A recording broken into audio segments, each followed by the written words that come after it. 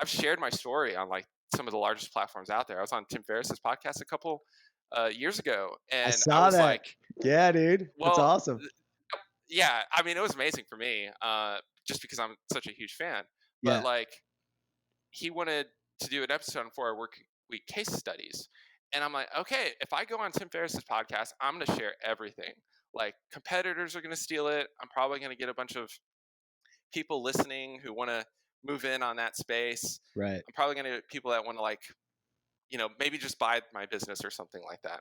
But when I was about to go on there, I was like, okay, I'm just going to lay it all out, because the whole reason I have this business is because I read 4 Hour Work Week, and Mhm. I also did like a bunch of other work and stuff, right?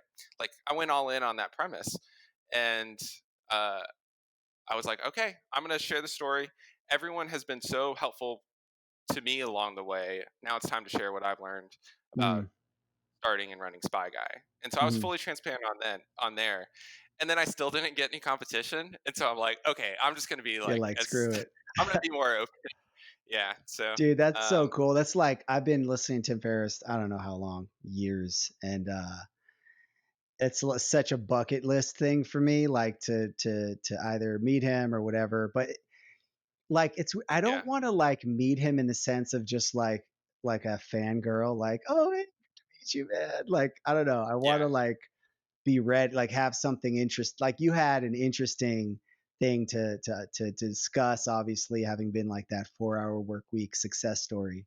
Like that's so cool. sure. Yeah. Yeah. He's only done a couple episodes on 4 Hour Work Week case studies too. And so it was really nice to be able to sit and like tell him like exactly how I did it, what I would do differently now if I had to, like anything I've learned along the way that was helpful for other people, because that book hasn't been Yeah. updated in like 10 years. And I saw Right. that as an opportunity, like, okay, here's some stuff I've learned along the way that might be useful to somebody else. Yeah. And so, yeah, to just sit and talk about that and not fangirl. It was cool just having a conversation with another person. That's So, so cool, man. Did you guys record it in person?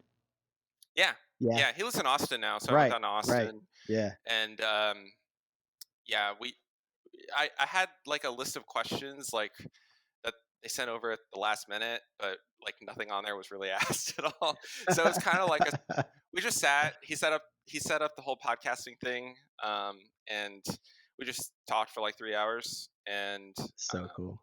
it was really cool. And Yeah. so I was really nervous. I didn't have any planned answers or anything like that, but people seemed to have liked it, and it was like a very um, like cathartic experience, I guess, because I still remember the first time I like read the book. I still have the book and all my original notes, and Yeah.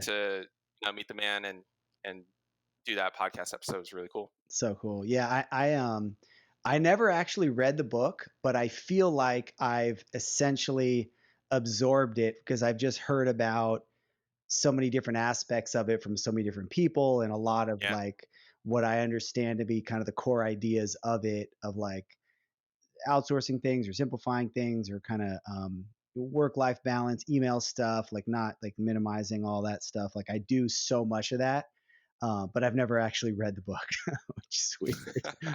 it's a good one. I mean, you're gonna read it and be like, okay, uh, a lot of this, like the tools and all that other stuff, are just like so outdated. A lot of Right. them are like still okay. Like the copy that I had, like Shopify had just come out, and like so I guess he came out with the original one in 2007, and then a second edition or whatever in 2009, and Right. like Shopify wasn't even mentioned in the first one at all. Oh, okay. And so yeah, and then in the 2009 version, it's like, all right, there's like a scrappy young startup that I've invested in called Shopify, and Yeah. now it's Yeah. like, I don't know how much it's worth now, but it's It's just kind of massive. funny. Yeah, it's The massive. principles are still really useful, um, and the tools are out of date, but I think that it's a big mindset shift for a lot of people. But Mhm. yeah, you've probably just accumulated a lot of Yeah. um, Yeah. information from it via Yeah. osmosis or whatever. But Yeah. it holds up quite well.